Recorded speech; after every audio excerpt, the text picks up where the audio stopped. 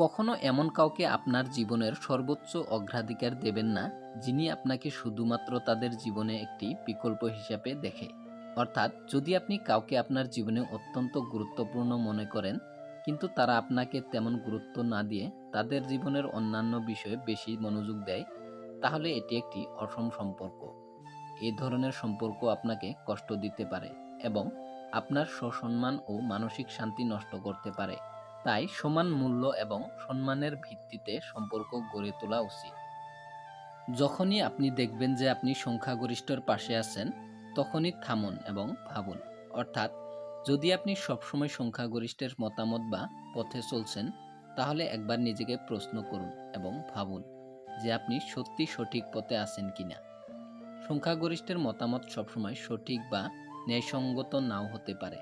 তাই নিজের বিশ্লেষণ ও বিচার বুদ্ধি ব্যবহার করে যাচাই করা উচিত যে আপনি কি করছেন এবং কেন করছেন।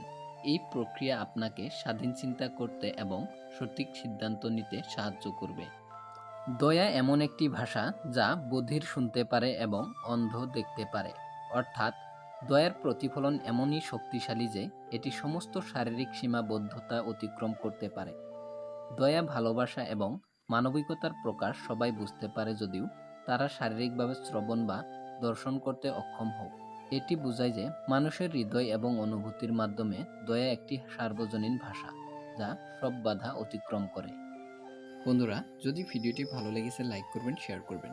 যদি এই চ্যানেলে নতুন এসেছেন তাহলে এই চ্যানেলটাকে সাবস্ক্রাইব করবেন।